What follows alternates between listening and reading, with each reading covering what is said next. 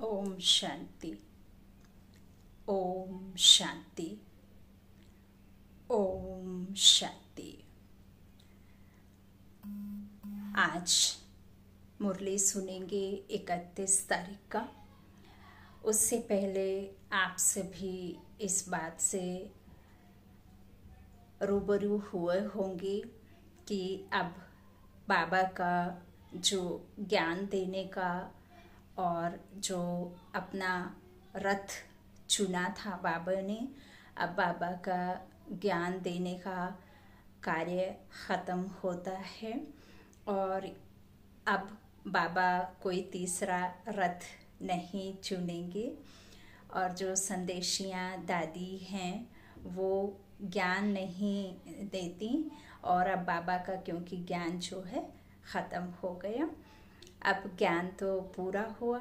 अब आगे की जो बाबा पालना देंगे या स्थापना का कार्य जो निमित्त बन फरिश्तों से या बाबा ने जो उन बच्चों को चुना हुआ है, तो अब बाबा ऊपर से ही स्थापना के कार्य में अपना सहयोग करेंगे। ऐसा नहीं है कि बाबा अब धरा पर नहीं है, बाबा धरा पर हैं, लेकिन तीसरा रथ बाबा अब नहीं लेंगे। इसीलिए आप किसी भी बात में मूंझे नहीं। और एक बात, यदि बाबा तीसरा रथ लेते हैं तो भक्ति काल में 2 ही रथ हैं, एक छोटा नंदी एक बड़ा नंदी दिखाया है तो फिर वो बात भी झूठी हो जाएगी।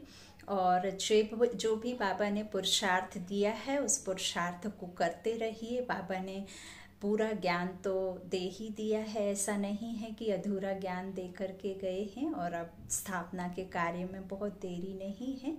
इसीलिए किसी भी बात में आपको मूंझने की ज़रूरत नहीं है।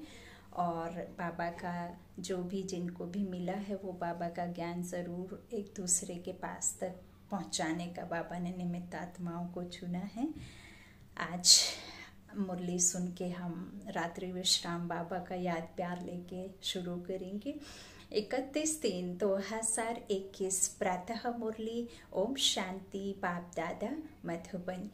आज मीठे मीठे प्यारे प्यारे शिव बाबा ने कहा, मीठे बच्चे, एक बाप ही नंबर 1 एक्टर है जो पतितों को पावन बनाने की एक्ट करते हैं। बाप जैसी एक्ट कोई कर नहीं सकता। आज का प्रश्न है, सन्यासियों का योग जिस्मानी योग है, रूहानी योग बाप ही सिखलाते हैं, कैसे? उत्तर है, सन्यासी ब्रह्म तत्व से योग रखना सिखलाते हैं और वह तो शरीर ही है, तो अब वह तो रहने का स्थान है ब्रह्म तत्व, तो वह जिस्मानी योग हो गया। तत्व को सुप्रीम नहीं कहा जाता। तुम बच्चे सुप्रीम रूह से योग लगाते हो। हम आत्माएं सुप्रीम बाप के साथ में योग युक्त होते हैं ना, उनकी याद में हमारी आत्मा रहती है। तो बाबा कहते हैं तुम बच्चे सुप्रीम रूह से योग लगाते हो, इसलिए तुम्हारा योग जो है, तुम्हारी योग माना होता ही है याद करना। ओम शांति। तो योग करना बाबा, योग माना याद, योग शब्द को भी बाबा ने हटाने कहा है। और हम जिसके साथ में संबंध जोड़ लेते हैं, हमें पता है कि वो हमारा बेहद का बाप है, हमारा उसके साथ में प्रैक्टिकल में बाबा ने यहाँ हमें जो रिश्ता बताया है कि उनके साथ में हमारा बच्चे का और बाप का संबंध है, तो उनके साथ में संबंध जोड़ना है और उनकी याद में रहना है। बाप समान बनने की हमें याद में रह करके वैसी ही अवस्था अपनी बनानी है। तो बाबा कहते हैं कि यह रूहानी योग, यह योग बाप ही सिखला सकते हैं, दूसरा कोई भी सिखला ना सके, क्योंकि वही तुम्हारा रूहानी बाप है। गीत है, तू प्यार का सागर है। ओम शांति। बच्चे, बहुत लोग कहते हैं ओम शांति अर्थात अपनी आत्मा की पहचान देते हैं, परंतु खुद समझ नहीं सकती।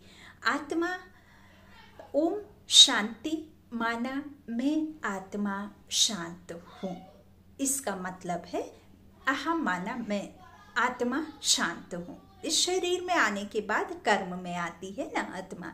तो परंतु बाबा कहते खुद समझ नहीं सकते। ओम शांति का अर्थ बहुत निकालते हैं। कोई कहते हैं ओम माना भगवान, बाबा कहते परंतु नहीं, यह आत्मा कहती है ओम शांति। शरीर थोड़े ना कहता है ओम शांति, है ना, आत्मा खुद को कहती है ओम शांति।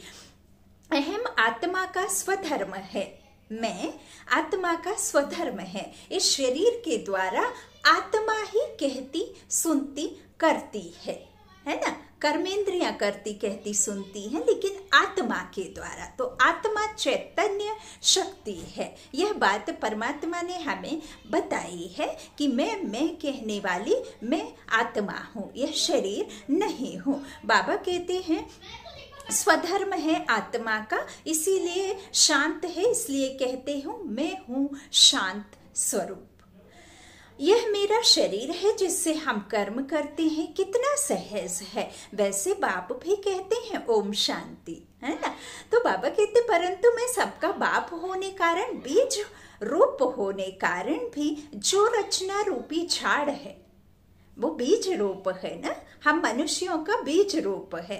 तो बाबा कहते बीज रूप होने कारण भी जो रचना रूपी झाड़ है कल्प वृक्ष, उसके आदि मध्य अंत को जानता हूँ। कौन जानते हैं? बीज रूप में स्थित होने कारण हम मनुष्य रूपी सृष्टि, जो मनुष्यों का रूपी झाड़ है, जो उल्टा कल्प वृक्ष दिखाया है, ऊपर में ईश्वर बीज रूप में और नीचे हम आत्माएं एक तन छोड़ दूसरा लेती है ना, आत्माएं आती हैं यहाँ पाठ बचाने के लिए। तो बाबा कहते हैं जैसे कि तुम जो कोई भी झाड़ देखो तो उसके आदि मध्य अंत जान जाओ। झाड़ देखते हैं तो तना, फिर उसका रूट देखते हैं, फिर तना देखते हैं, फिर टालियां निकलती हैं, फिर पत्ते निकलते हैं, तो उसे देख हम पहचानते। लेकिन बीज कितना बड़ा है, कितना छोटा डाला है और कितना बड़ा उसमें झाड़ निकलेगा, कितना टालियां होंगे, कितने पत्ते होंगे, यह तो कोई नॉलेज नहीं जानता। यहाँ पे हमारा जो बीज रूप परम पिता परमात्मा है हम आत्माओं का, वह इस मनुष्य सृष्टि का आदि मध्य अंत का ड्रामा, उसे ही इस बात का नॉलेज है हम आत्माओं का और इस आदि मध्य अंत का। तो बाबा कहते हैं इसीलिए उसके आदि मध्य अंत को जान जाओ, ये वह बीज तो जड़ है ना। बाबा कहते तो बाप समझाते हैं यह कल्प वृक्ष है, इसके आदि मध्य अंत को तुम जान नहीं सकते, तुम नहीं जान सकते, मैं जानता हूँ। ईश्वर को इसकी नॉलेज है। मुझे कहते ही हैं ज्ञान का सागर, और ज्ञान सागर सिर्फ नहीं, ज्ञान दाता भी है। अब वो ज्ञान सागर पिता अपने पास में ज्ञान रखकर करेंगे क्या? उन्हें तो इस संसार में ड्रामा के लिए या एक तन छोड़ दूसरा तन तो उन्हें लेना नहीं। वो तो अशरीरी है, वो सुप्रीम सोल है, तो वो नॉलेज उनके पास में है, लेकिन वो नॉलेज रखकर करेंगे क्या? उस नॉलेज को हम बच्चों को दे करके हमें विश्व का बादशाही दिलाते हैं ना इस नॉलेज के द्वारा। तो बाबा कहते हैं मैं ज्ञान सागर हूँ, मैं तुम बच्चों को बैठ आदि मध्य अंत का राज समझा रहा हूँ। यह जो नाटक है जिसको ड्रामा कहा जाता है, जिसके तुम एक्टर्स हो, और बाप कहते हैं मैं भी एक्टर हूँ, परमात्मा भी एक्टर है, परमात्मा भी बंधा हुआ है। देखिए इस संसार में कोई भी मुक्ति नहीं पा सकता। ईश्वर खुद ही ड्रामा के अनुसार संगम युग पर हम बच्चों को यह नॉलेज देने के लिए आते हैं, तो वो भी ड्रामा में बंधा हुआ है। जब उसका आने का समय है तो वह हमारे साथ ही होते हैं, यहाँ अवतरण होते हैं, लेकिन आते तो इस धरा पर ही है, तो उनका भी ड्रामा में पार्ट है। बाबा कहते मैं भी एक्टर हूँ। बच्चे कहते हैं हे बाबा पतित पावन एक्टर बन आओ, आकर पतितों को पावन बनाओ। अब बाप कहते हैं मैं एक्ट कर रहा हूँ, जो उनकी एक्टिंग है वह एक्ट को कर रहे हैं। मेरा पाठ सिर्फ और सिर्फ संगम समय पर ही है, सो भी मुझे अपना शरीर नहीं है। अब ईश्वर इस दुनिया में कैसे रह सकते हैं?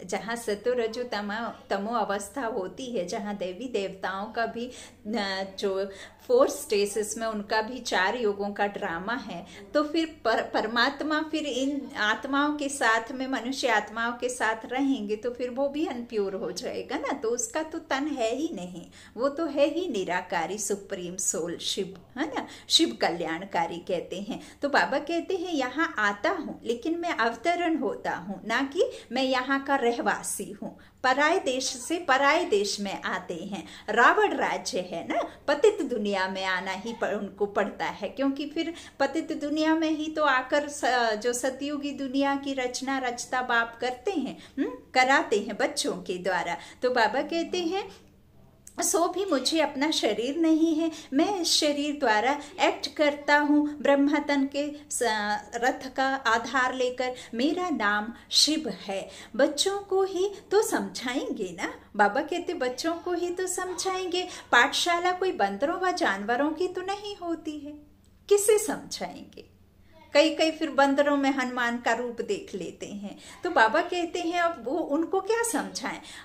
हम आत्माएं, देखिए बंदरों को या जानवरों को, एनिमल्स को, कोई पशु पक्षी को कोई बीमारी होती है तो उनकी आत्मा भल कष्ट में तो रहती, लेकिन हम आत्माएं जो जीव आत्माएं हैं वही तो नीचे गिरे हैं, वही तो पतित से जो पावन से पतित और पतित से पावन बनना है। तो हम आत्माओं को, हम बच्चों को ही तो नॉलेज देंगे, जानवरों का थोड़ी पाठशाला स्कूल होती है, बाबा कहते हैं।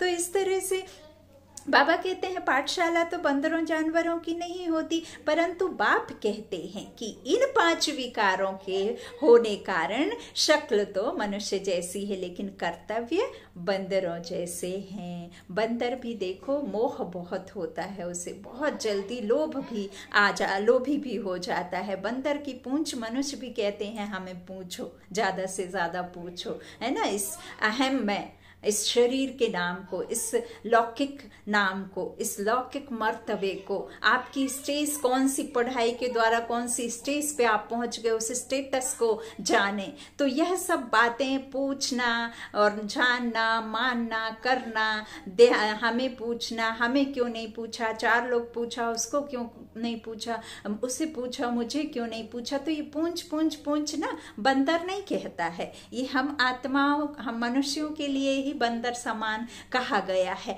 बंदर का बच्चा मरने के बाद भी वो अपने पेट से चिपका करके उसे चलता है, उसको इतना मोह रहता है। तो यही बंदर माफिक हम मनुष्यों की बताई गई है। बाबा कहते हैं कर्तव्य बंदरों जैसे हैं। बच्चों को बाप समझाते हैं कि पतित तो सब अपने को कहलाते ही हैं, परंतु यह नहीं जानते कि हमको पतित कौन बनाते हैं और पावन फिर कौन आकर बनाते हैं, है ना। रावण हमें पतित बनाता है और पावन हमें पतित पावन बाप आकर के बनाते हैं। पतित पावन कौन? जिसको बुलाते हैं, जो हम आत्माओं को अंदर से जंक निकालते हैं, शुद्ध करते हैं, प्यूर करते हैं, विकारों से मुक्त करते हैं, जो रास्ता बताने वाला है ना, उसे बुलाते हैं। कुछ भी समझ नहीं सकते, यह भी नहीं जानते हम सब एक्टर्स हैं। और किसी को, सबको अपना अपना पार्ट मिला हुआ है, किसी को राम का, किसी को रावण का, किसी को जो है बिकारी मनुष्यों का, किसी को अच्छी आत्माओं का, किसी को गण महात्मा है, कोई पुण्य आत्मा है, कोई देव आत्मा है। तो अलग अलग पार्ट, सबको अपना अपना एक्यूरेट पार्ट मिला हुआ है ना। तो बाबा कहते हैं सब एक्टर्स हैं यहाँ, तो सबको अपना अपना पार्ट मिला और सभी अपना अपना पार्ट है, जो अपने तरीके से जो पार्ट जिसे मिला है वो एक्यूरेट कर रहा है पार्ट, है ना। हमें जो मिला हम वो पार्ट कर रहे हैं। तो बाबा कहते हैं हम सब एक्टर्स हैं। हम आत्मा यह चोला लेकर पार्ट बजाती हैं, अर्थात ये शरीर रूपी कपड़े को लेकर के पार्ट बजाती हैं, और जब पूरा हो जाता है तो तन छोड़ दूसरा ले लेते हैं।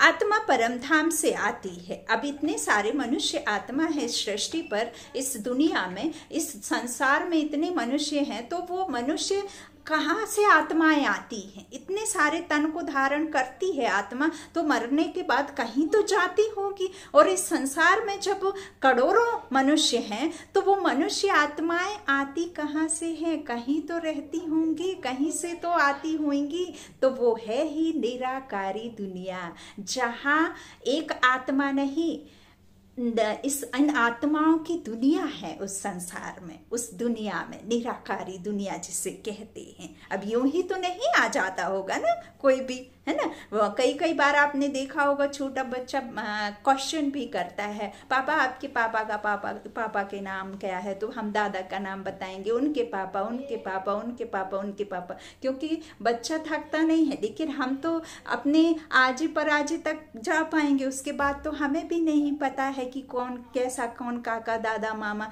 और आप हमने देखा भी है कि हम अपने आजे पराजे का घर में जो चित्र रखते हैं उन्हें फिर हम कहते हैं, सामने वाला हमें समझाते हैं, हमारे आजे पराजे समझाते हैं कि ये हमारे पराजे थे, ये हमारे। तो वो पराजे आए कहाँ से? कहीं से तो वो आत्मा आई होगी। तो वो है ही निराकारी दुनिया, जहाँ सिर्फ और सिर्फ हम आत्माएं रहती हैं, पाठ बजाने के लिए इस दुनिया में आते हैं, इस संसार में आते हैं।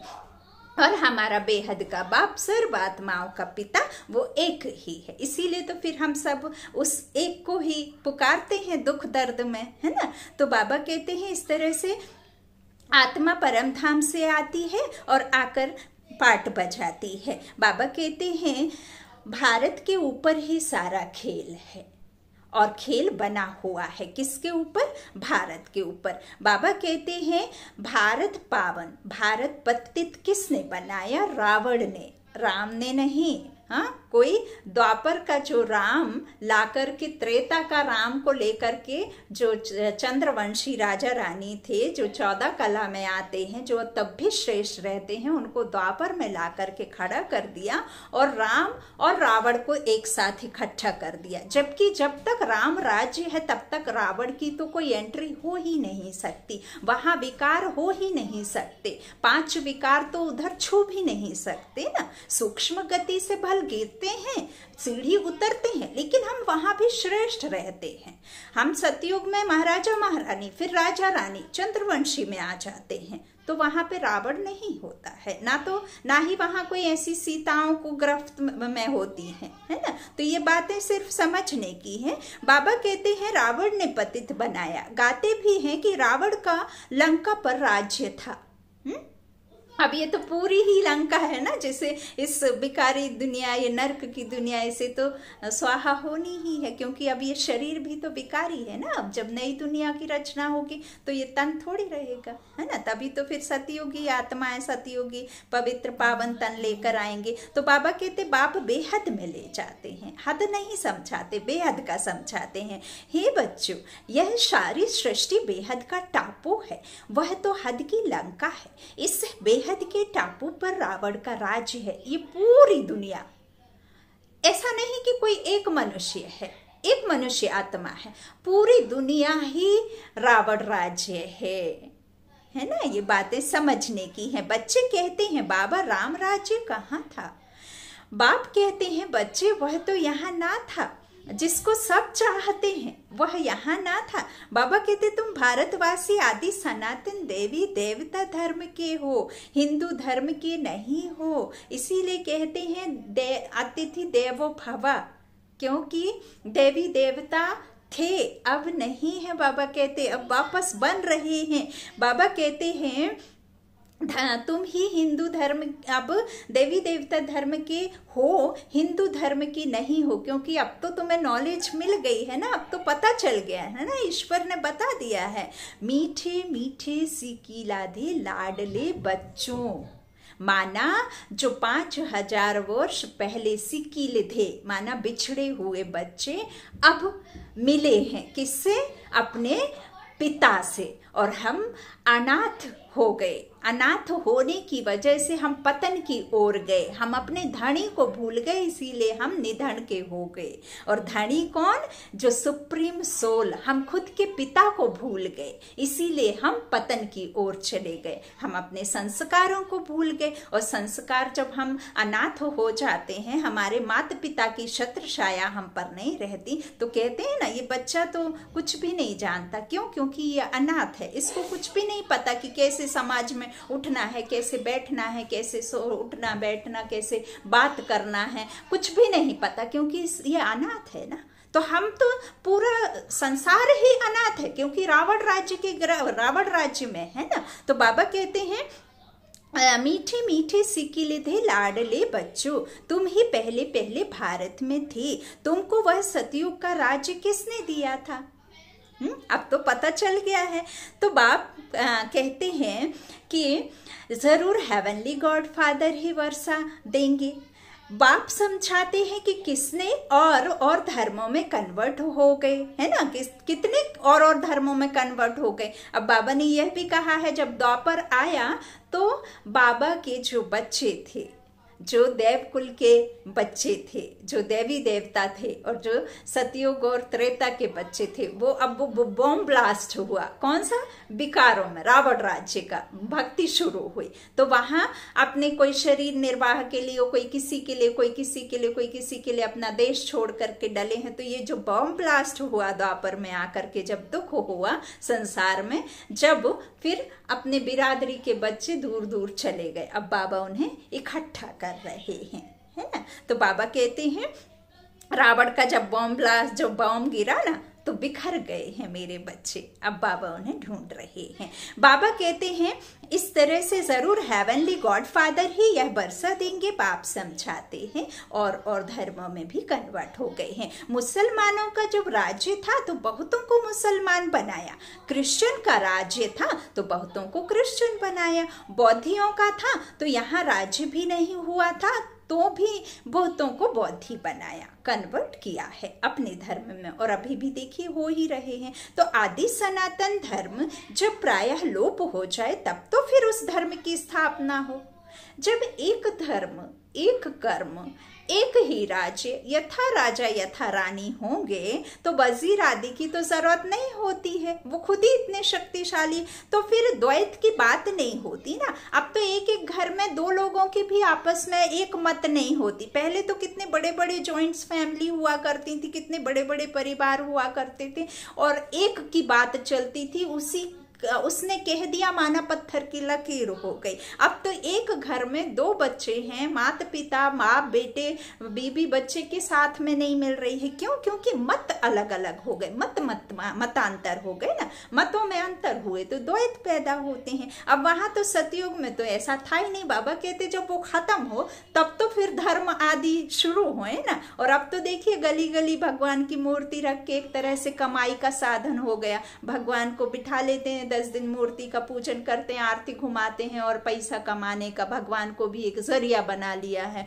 और अभी भी वही हो रहा है। अब जैसे अब बाबा ने चले गए, ज्ञान बाबा का पूरा हो गया, लेकिन आप देखिए आने वाले समय में ऐसा आएगा, वो कहेंगे, कोई कहेगा कि मेरे में बाबा आते हैं, चलिए मैं तुम्हारा ये वाला काम करवाता हूँ और पैसे के लिए। तो यह सब आप मूंझिए मत, क्योंकि परमात्मा का अब ज्ञान पूरा हो गया है। अब देखिए बाबा ने मुझे कितना डबल उसमें ड्रामा में बाबा ने मुझे भेजा है। मैं ग्रस्त में रहते हुए बाबा ने कितना सेवा का मुझे एक अंतर से जगाया, और बाबा ने मुझे भली भांति उस चीजों को, देखिए ये चीजें किताबों में नहीं है, ये तो आप जितनी अच्छी रीति उसे समझेंगे उतनी अच्छी रीति आप समझ पाएंगे, है ना। परमात्मा से सच्चाई सफाई के साथ रहें तो मान भी, स्वमान में टिके रहें तो मान आपके पीछे है ही, है ना। तो बाबा कहते हैं इस तरह से जब धर्म खत्म हो ना, जब हमारा आदि सनातन धर्म जब प्रायः लोप हो जाए तब तो फिर धर्म की स्थापना हो, उसके पहले तो होने के कोई चांस ही नहीं।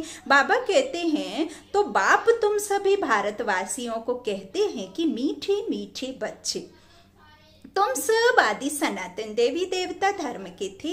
तुमने 84 जन्म लिए हैं, 84 लाख नहीं, 84 जन्म लिए हैं। ब्राह्मण देवता क्षत्रिय वर्ण में आए हो।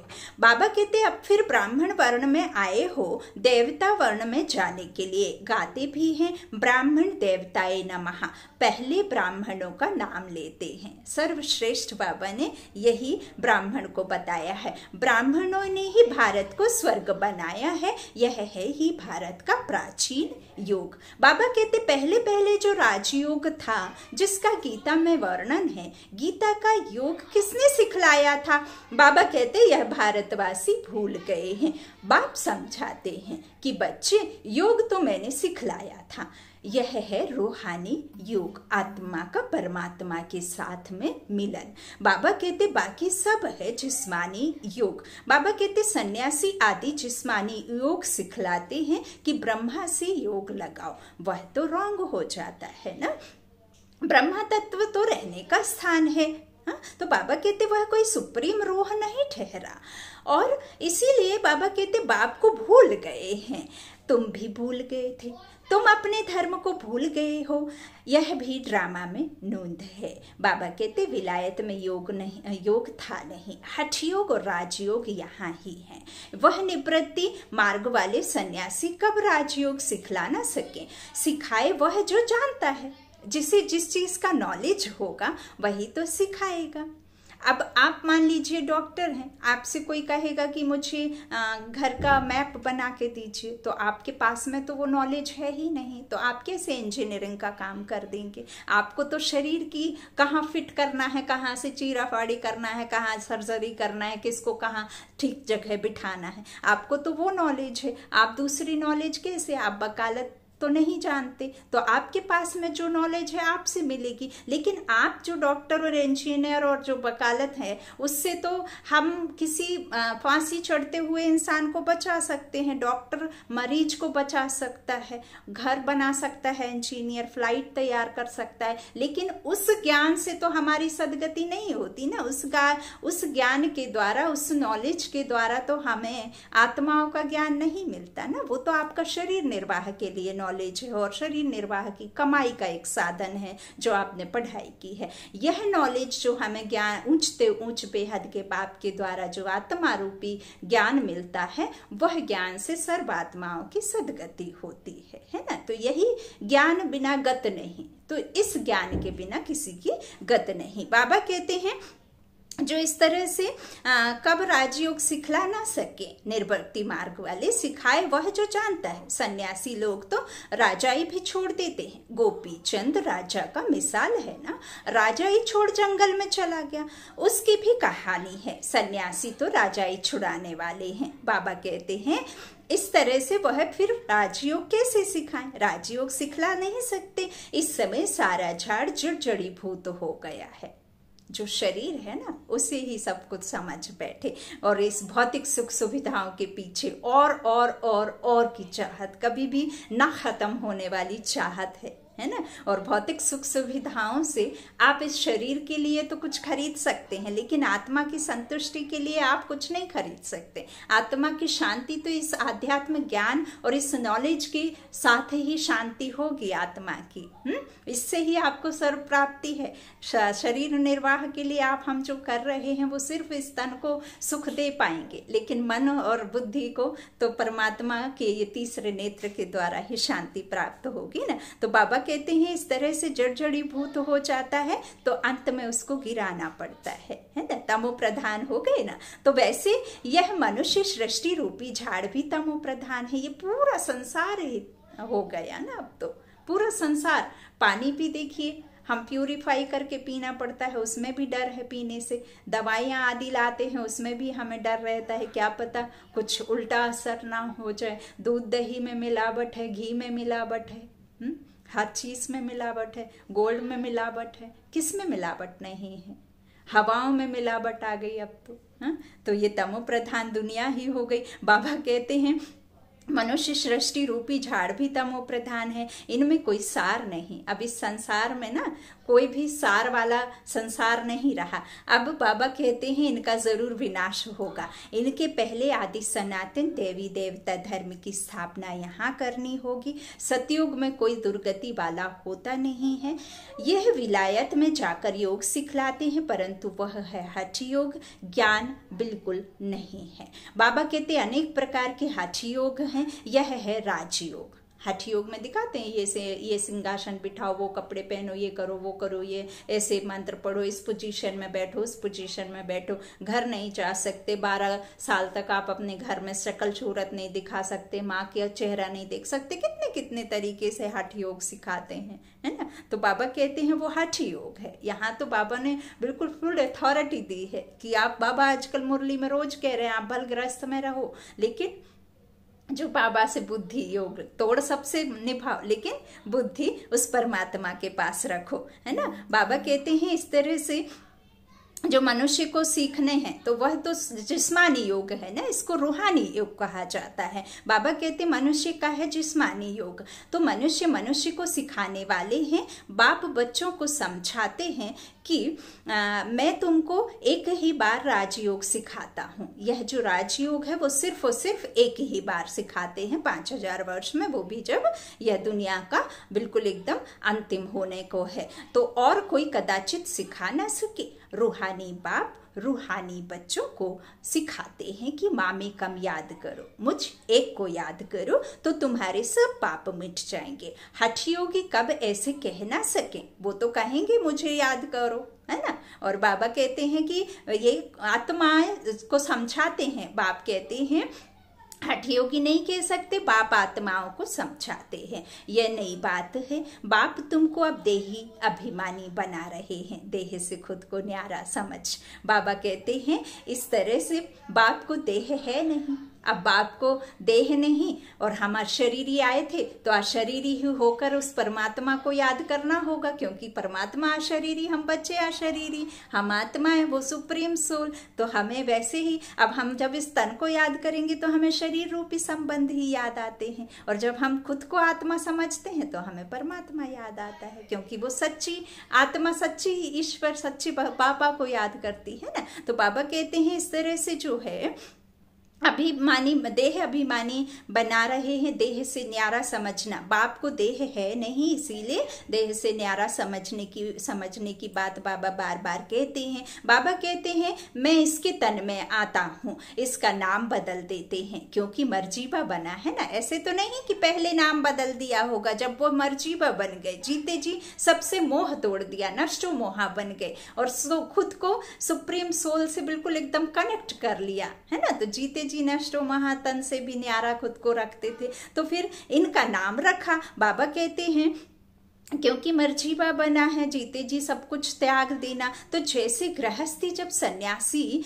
बनते हैं तो मर्जीबा बने, गृहस्थ आश्रम छोड़ निवृत्ति मार्ग ले लिया, तो तुम्हारा भी मर्जीबा बनने से नाम बदल जाता है।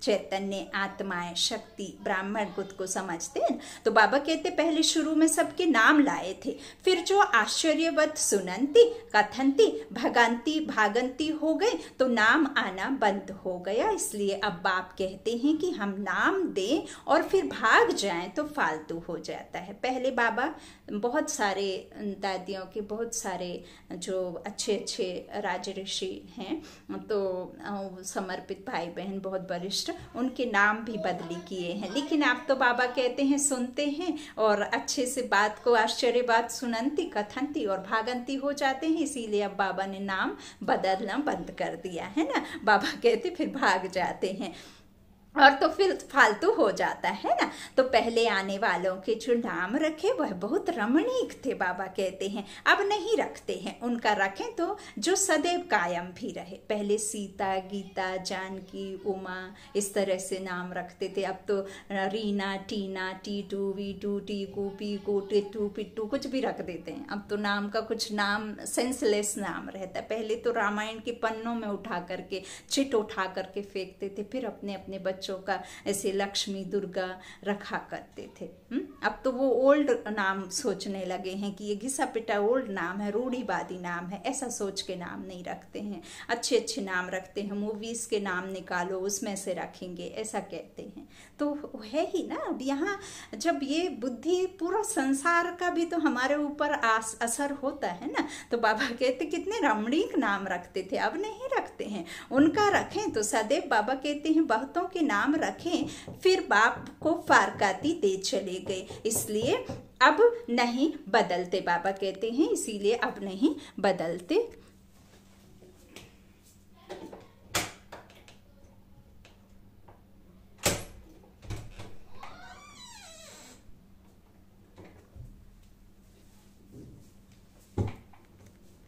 तुम्हारा बाबू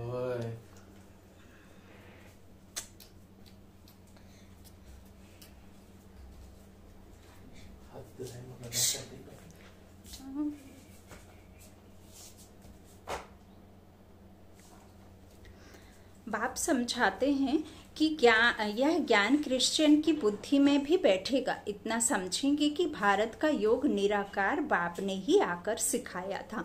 बाप को याद करने से ही पाप भस्म होंगे और हम अपने घर चले जाएंगे। जो इस धर्म का होगा और कन्वर्ट हो गया होगा तो वह ठहर जाएगा। तुम जानते हो कि मनुष्य की सदगति नहीं कर सकते। यह दादा भी मनुष्य है, अब ब्रह्मा बाबा भी यहाँ मनुष्य है ना, तो वो तो किसी की सदगति कर नहीं सकते। उनकी तो सदगति दाता स्वयं ईश्वर परमात्मा सुप्रीम सोल है। बाबा कहते हैं यह कहता है कि मैं किसकी सदगति नहीं कर सकता। वो कभी भी नहीं कहते कि मुझे याद करो। हाँ, वो सदैव यही कहते हैं कि ईश्वर परमात्मा को याद करो। बाबा कहते हैं यह दादा भी मनुष्य है। फिर किस किस के मन में आता है कि फिर इनका क्यों चित्र टंगाते हैं, लेकिन वो तो आधार है ना, उनके द्वारा ही तो, उनके थ्रू ही तो हम ईश्वर के पास पहुंचते हैं। और अब तो वो है नहीं, लेकिन इनके तन में आकर के हमें 50 साल दादी के तन में, तो इनका ग्रेड तो है, उनके थ्रू ही तो हम जाते हैं। उनका आधार के बिना तो हम पहुंच नहीं सकते। और हम मनुष्य आत्माएं जो स्थूल चीजों को देख करके जल्दी समझ पाते हैं, किसी चित्र को देखकर हम अच्छी रीति समझ पाते हैं, किसी चीज को छूकर हम महसूस जल्दी कर पाते हैं, तो हमें तो फिर 63 जन्म हो गए। तो ऐसे बिना चित्र, बिना किसी की हम अच्छी रीति समझ ना सके ना, तो इसलिए यह सब चीजें जो हैं बाबा ने स्वयं अपने बैठ करके बनवाए हैं चित्र आदि ना, सीढ़ी का चित्र और 84 का चक्र, उल्टे कल्प का वृक्ष, सीढ़ी बाबा ने जो बनाए हैं, जितने भी 4 गोले का चित्र है ना, तो ये सब बाबा ने समझाने के लिए ही बनाए हैं, बाकी ऐसी कुछ दरकार नहीं बाबा कहते हैं। तो इस तरह से बाबा कहते हैं कि मनुष्य सदगति नहीं कर सकता। ये दादा खुद ही कहते हैं कि किसकी सदगति मैं नहीं कर सकता। तो यह तो बाबा हमको सिखलाते हैं कि तुम्हारी सदगति भी याद से होगी। बाप कहते हैं बच्चों, हे आत्माओं, मेरे साथ योग लगाओ तो तुम्हारे विकर्म विनाश होंगे। तुम पहले गोल्डन एज से प्योर थे, 150 वर्ष की आयु, गोल्डन, नो मिलावट, बिल्कुल एकदम 24 कैरेट गोल्ड है ना। तो बाबा कहते हैं फिर खाद पड़ गई। जो पहले देवी देवता 24 कैरेट सोना थे, अब आयरन एज में आकर पहुंचे हैं। 4 एज बताई हैं, गोल्डन, फिर सिल्वर, फिर कॉपर, फिर आयरन। तो ये सतो रजो तमो 3 अवस्था आती है, आत्मा इस स्टेजेस से गुजरती है। तो गोल्डन एज 150 वर्ष, फिर सिल्वर एज होती है तो 125 और थोड़ा 19-20 हो जाती है, फिर आते हैं तो 100 वर्ष की हो जाती है। फिर अब आयरन एज तो फिर बिल्कुल ही चली जाती है। कब बैठे बैठे गर्भ में माँ के बच्चे जान छोड़ दे, कब की बैठे बैठे जान निकल जाए, है ना। तो जास्ती जन्म होते हैं और जास्ती मृत्यु भी होती है, आयरन एज जिसे कहते हैं। तो बाबा कहते हैं इस एज में आकर पहुंचे हैं। यह योग कल्प कल्प तुमको सीखना पड़ता है। तुम जानते हो उसमें भी कोई पूरा जानते हैं, कोई कम जानते, कोई तो ऐसे ही देखने आते हैं, कोई तो ऐसे ही देखने आते हैं। बाबा कहते हैं कि यहाँ क्या सिखाते हैं, यह बात जानने के लिए आ जाते हैं।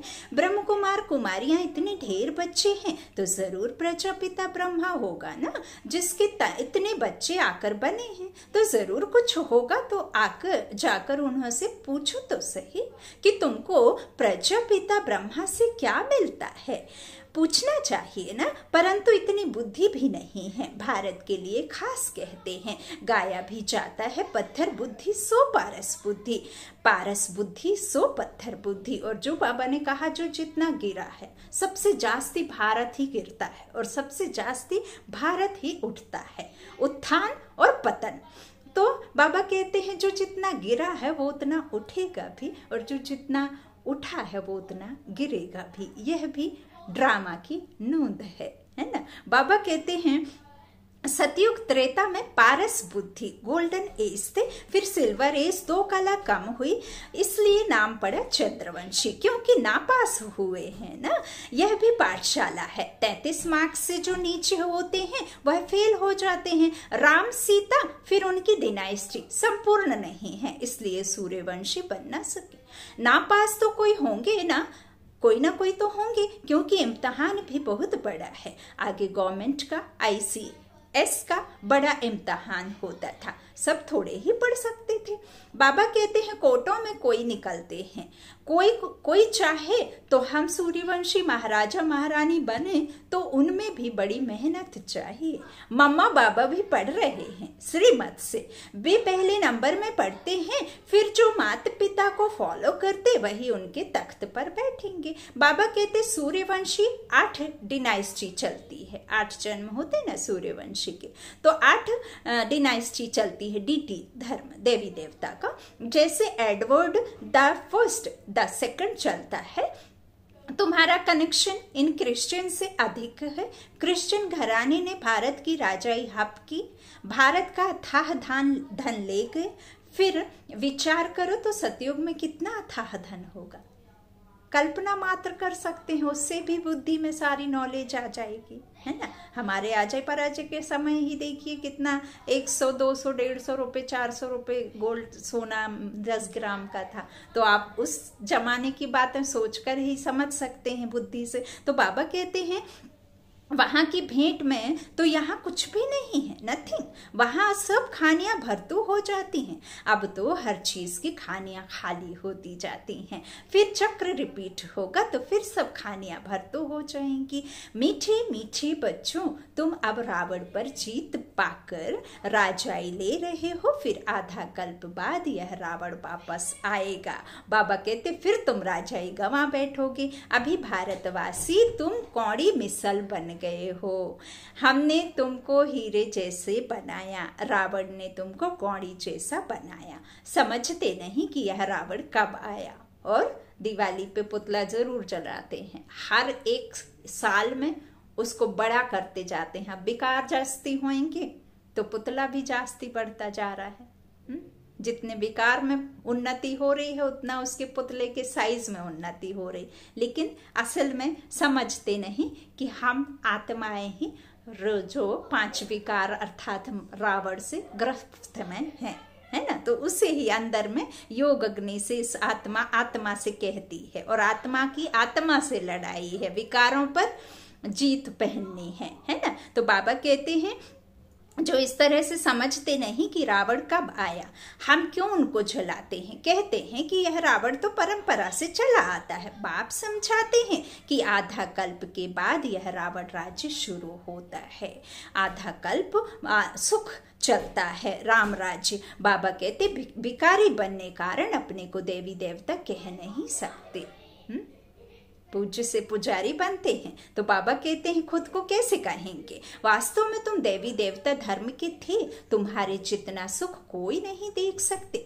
सबसे अधिक गरीब भी तुम बने हो, दूसरे धर्म वाले बाद में वृद्धि को पाते हैं।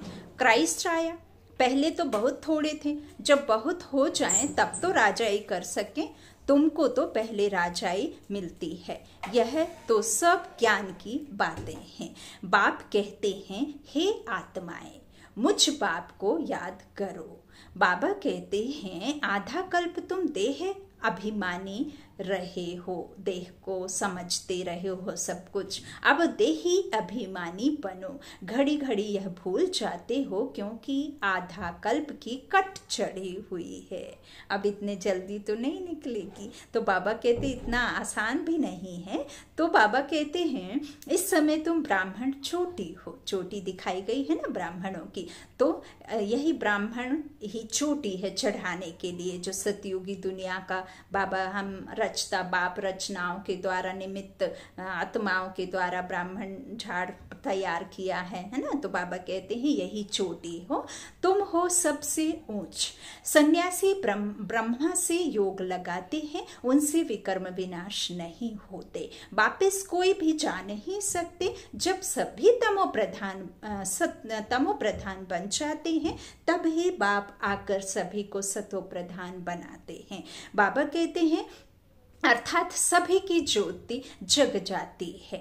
जो ज्ञान घृत कम हो गया ना, जिससे ज्योत बुझ गई, बुझी नहीं, बुझ जाए तो फिर दुनिया में रहे ना, बहुत एकदम नाम मात्र के लिए बचा हुआ है ना। तो बाबा कहते हैं इस तरह से ज्योत जग जाती है जब ज्ञान हमारे ऊपर पड़ता है। हर एक आत्मा को अपना अपना पार्ट मिला हुआ है। तुम हो हीरो हीरोइन पार्टधारी। बाबा कहते हैं तुम भारतवासी सबसे ऊंचे हो जो राज्य लेते हो फिर गंवाते हो, और कोई राज्य नहीं लेता। बाबा कहते हैं वह राज्य लेते हैं बाहुबल से, अपने ये वाले बल से। बाबा ने समझाया है जो विश्व के मालिक थे वही बनेंगे। तो बाबा कहते हैं तो सच्चा राजयोग बाप के सिवाय कोई सिखला ना सके। जो सिखाते हैं वह सब अयथार्थ योग है। बाबा कहते हैं वापस तो कोई जा भी नहीं सकते, अभी है अंत, सभी दुख से छूटते हैं, फिर नंबरवार आना है। पहले सुख देखना है फिर दुख देखना है, सुख दुख रात दिन ये तो होता ही है। बाबा कहते हैं यह सब समझने की बातें हैं। कहा जाता है हथ कार डे दिल यार डे। हाथ से कर्म करो और दिल से बाप को याद करो। काम करते रहो, बाकी बुद्धि योग बाप से हो। तुम आत्माएं आशिक हो एक माशूक की। बाबा कहते अभी वह माशूक आया है, सभी आत्माओं सजनियों को गुलगुल बनाए ले जाएंगे। बेहद का साजन बेहद की सजनियां हैं, कहता है मैं सबको ले जाऊंगा। फिर नंबरवार पुरुषार्थ अनुसार जाकर पद पाएंगे। भल गृहस्थ व्यवहार में रहो। बाबा कहते बच्चों को संभालो। हे आत्मा तुम्हारी दिल बाप की तरफ हो। बाबा कहते हैं यही याद की प्रैक्टिस करते रहो। बच्चे जानते हैं अभी हम स्वर्गवासी बनते हैं। बाप को याद करने से स्टूडेंट को तो बहुत खुशी में रहना चाहिए। यह तो बड़ा सहज है। ड्रामा अनुसार सबको रास्ता बताना है, कोई से डिबेट करने की दरकार नहीं है। जो बिरादरी का होगा वो अपने आप खिंचा चला आएगा करंट की तरह। बिजली के करंट में कितनी शक्ति होती है, कितनी भी दूर हो तो वो अपने तरफ खींच लेता है। ऐसे ही ये सुप्रीम सोल सर्वशक्तिमान पिता बाप की ऐसी करंट है कि वो खींच लेगा, और जिसे नहीं खींचना होगा, जो नहीं है, तो वो तो कितना भी आप उसे कहेंगे वो नहीं समझेगा। तो किसी से डिबेट नहीं करना, वाद विवाद नहीं करना है। जो होगा वो आ जाएगा, एक बार में ही समझ जाएगा, है ना। बाबा कहते हैं किसी के साथ डिबेट करने की दरकार नहीं है। अभी तुम्हारी बुद्धि में सारी नॉलेज आ गई है। मनुष्य बीमारी से छूटते हैं तो बधाइयाँ देते हैं ना। तो यहाँ तो सारी दुनिया रोगी है, सभी अशांत हैं, सभी परेशान हैं, सभी चाहते हैं कि मुझे शांति हो, सभी चाहते हैं कि मैं दुख से बाहर आऊं, सभी चाहते हैं कि मैं परेशानियों से मुक्त रहूं। तो अब वो परेशानियों से मुक्त कैसे होंगे? हर घर में आपस में किसी की बन नहीं रही हो और हर कोई सोच रहा है कि मैं इस दुख से बाहर निकलूं।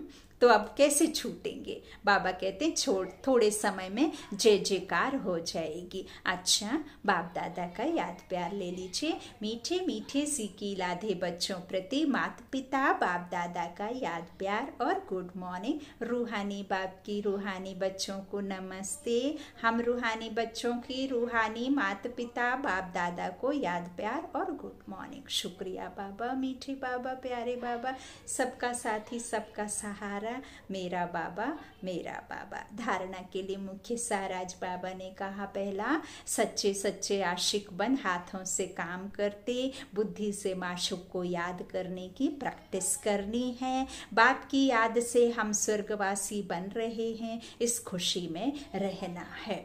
दूसरा है सूर्यवंशी डिनाइस्टी में तख्त नशीन बनने के लिए माता पिता को पूरा पूरा फॉलो करना है। बाप समान नॉलेजफुल बन सबको रास्ता बताना है। आज का वरदान बाबा ने दिया है, अटूट कनेक्शन द्वारा करंट का अनुभव करने वाले सदा माया जीत विजयी भव। जैसे बिजली की शक्ति ऐसा करंट लगाती है जो मनुष्य दूर जाकर गिरता है, शौक आ जाता है, ऐसे ईश्वरीय शक्ति माया को दूर फेंक दे। माया आपको टच भी ना कर पाए। बाबा कहते ऐसी करंट होनी चाहिए, लेकिन करंट का आधार है सही रीति कनेक्शन। यदि आप सही रीति पॉइंट को कनेक्ट नहीं करेंगे तो आपकी बैटरी चार्ज नहीं होगी, आपको पावर नहीं मिलेगी। और यदि इतनी सी भी पावर उसमें आ जाती है तो वो घंटों चल जाती है। मोबाइल की बैटरी में एक रेड लाइट रहती है, उसमें भी हमें उम्मीद रहती है कि ये बहुत लंबे समय तक खिंच जाएगी। ऐसे ही ईश्वर से आप 24 घंटे में यदि 24 मिनट भी उससे कनेक्ट होते हैं तो आपकी 24 घंटे में 24 मिनट खुद के लिए निकाल करके उस ईश्वर से कनेक्ट हों। और उसमें कोई मुश्किलात नहीं है। आप जैसे किसी अपने को याद करते हैं, किसी अपने रिलेटिव को याद करते हैं, जैसे अपने कोई बहुत प्यार करने वाले को याद करते हैं, वैसे ही सिर्फ और सिर्फ उसे याद करना है। कई के मन में आता है कि अब मैं तो परमात्मा को देखा नहीं हूँ, अब मैं सुप्रीम सोल को तो देखा नहीं हूँ, मैं कैसे याद करूँ। तो आपने तो आत्मा को भी नहीं देखा, लेकिन आत्मा आपका शरीर का वजन ढोती है। इतने बड़े चमड़े का तन का शरीर लेकर के वो जितनी जिसकी उम्र है 50 साल 60 साल 100 वर्ष, जितना भी जिसका समय है उतने तो ढोती है आत्मा, उसे भी हम नहीं देख पाते। लेकिन हम जानते तो हैं कि आत्मा तन को चला रही है, कर्मेंद्रियां सुन रही हैं, कह रही हैं, हाँ गा रही हैं, सोच रही हैं।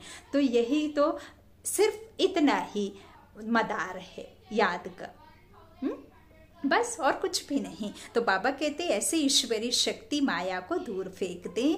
ऐसी करंट होनी चाहिए, लेकिन करंट का आधार कनेक्शन है। चलते फिरते हर सेकंड बाप के साथ कनेक्शन जुटा हुआ हो, तो ऐसा अटूट कनेक्शन हो तो करंट आएगी और माया जीत विजयी बन जाएंगे।